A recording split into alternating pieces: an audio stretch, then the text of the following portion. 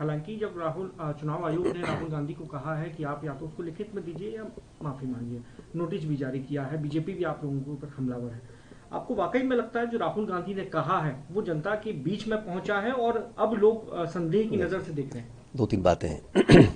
राहुल गांधी जी ने जो तथ्य प्रमाण सबूत जनता के समक्ष रखे हैं वो इंडिस्प्यूटेबल हैं, पहली बात। और आपको एक कदम पीछे जाना पड़ेगा। ये बताइए सरकार को क्या ज़रूरत थी कि निर्वाचन आयोग का जो मुखिया है उसकी जो चयन प्रक्रिया है उसको बदला क्यों गया? चयन प्रक्रिया में 3 लोग इन्वॉल्व थे, प्रधानमंत्री, नेता प्रतिपक्ष और चीफ जस्टिस ऑफ इंडिया। तब्दीली करके चीफ जस्टिस को हटा के एक मंत्री को डाल दिया ताकि 2 के बहुमत से जिसको वो चाहें मनमाने से अपना कमिश्नर बनाएंगे, चीफ इलेक्शन कमिश्नर। ये क्यों किया गया?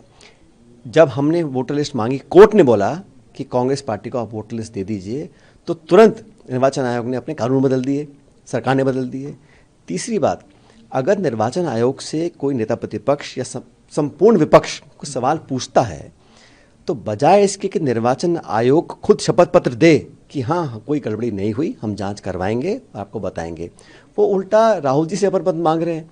भाई जो आंकड़े हैं सबके सामने हैं, कोई इसमें छिपाने की बात ही नहीं है। ये बात सच है कि भारतीय जनता पार्टी निर्वाचन आयोग की प्रवक्ता बन गई है। कितनी बड़ी विडंबना है। संवैधानिक संस्था, सरकार का काम क्या है? सरकार का काम है कि संवैधानिक संस्था की पारदर्शिता, उसकी चयन प्रक्रिया, उसकी स्वायत्तता, उसकी इंडिपेंडेंस को मजबूत रखे, उसकी इंटेग्रिटी को मजबूत रखे। आप उनके प्रवक्ता बनकर विपक्ष को आरोपी बना रहे हैं।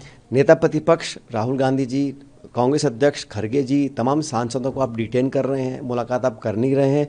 क्या छुपाना चाहते हैं? हम तो सिर्फ जांच की मांग कर रहे हैं और जो वोटर लिस्ट है वो मांग रहे हैं। इतना अधिकार तो हर नागरिक को भी है और विपक्ष को पूरा अधिकार है। मुझे लगता है कहीं ना कहीं कुछ छुपाने को है। और जिस प्रकार राहुल गांधी जी ने विवरण दिया है तथ्यों के साथ देश के सामने कि इस प्रकार की धांधली हुई है, वोटरों में गड़बड़ी की गई है, उसकी बिना जांच करे जो रवैया निर्वाचन आयोग का रहा वो बड़ा अशोभनीय है। और निर्वाचन आयोग इस देश के लोकतंत्र की जड़ों को मजबूत रखने का उनका एकमात्र दायित्व ये होता है।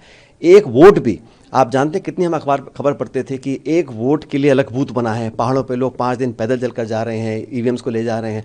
मतलब ये कीमत है एक वोट की। और यहाँ हजारों लाखों वोटों को आप ऊपर नीचे कर रहे हैं और कोई जवाब नहीं दे रहे हैं। आप एफिडेविट मांग रहे हैं, आप नोटिस भेज रहे हैं, सांसदों को आप अरेस्ट कर रहे हैं, संसद को आप चलने नहीं देना चाह रहे हैं। तो ये जो रवैया है ये बहुत ही एक घमंड का और एक आक्रमण का रवैया है। इसको देश की जनता बिल्कुल पसंद नहीं करती है।